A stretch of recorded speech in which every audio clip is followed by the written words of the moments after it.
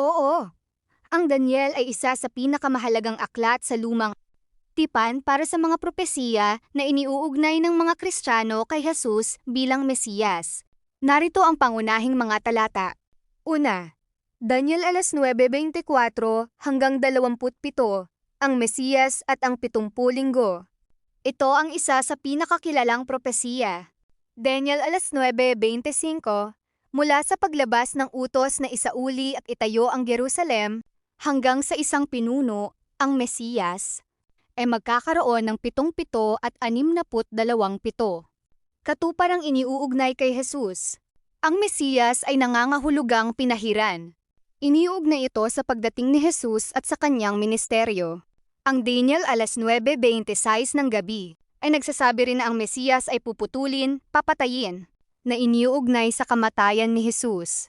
Pangalawa, Daniel 7:13 hanggang 14, anak ng tao. Narito, may isang gaya ng anak ng tao na napaparito na kasama ng mga alapaap ng langit.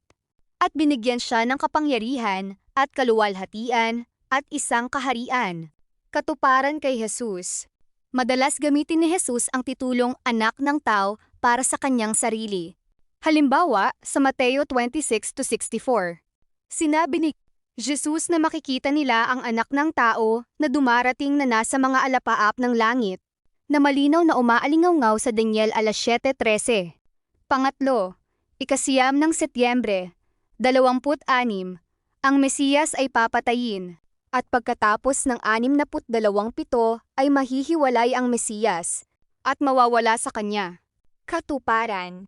Iniuugnay ito ng mga Kristiyano sa pagpako sa krus at kamatayan ni Jesus, Mateo 27, Marcos 15, Lucas 23, Juan 19.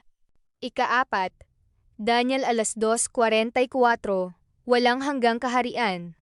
Ang Diyos ng langit ay magtatayo ng isang kaharian na hindi magigiba kailanman. Katuparan. Iniuugnay ito sa kaharian ng Diyos na ipinangaral ni Jesus. Sinabi ni Jesus, ang panahon ay naganap na, at ang kaharian ng Diyos ay malapit na. 5. Daniel 7:14, ang walang hanggang paghahari ng anak ng tao. Ang kanyang kapangyarihan ay walang hanggang kapangyarihan, at ang kanyang kaharian ay hindi magigiba. Katuparan. Iniuugnay ito sa paghahari ni Kristo. Ihambing sa Lucas 1 minuto at 32 segundo, 33 segundo, kung saan sinasabing bibigyan si Jesus ng trono ni David at ang kanyang kaharian ay walang katapusan.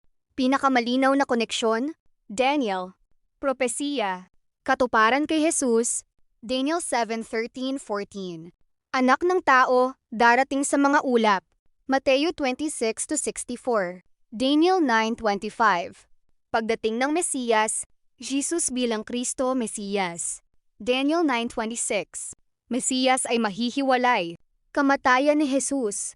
Daniel 2:44. Walang hanggang kaharian. Kaharian ng Diyos na ipinangaral ni Jesus.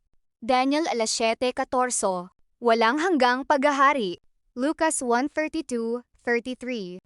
Pinakamahalaga. Kung naghahanap ka ng isang Daniel, prophecy na tuwirang tumutukoy sa Mesiyas, unahin ang Daniel 24 hanggang 27. Kung tungkol naman sa pagdating at paghahari ni Jesus, pinakamahalaga ang Daniel 7-13-14.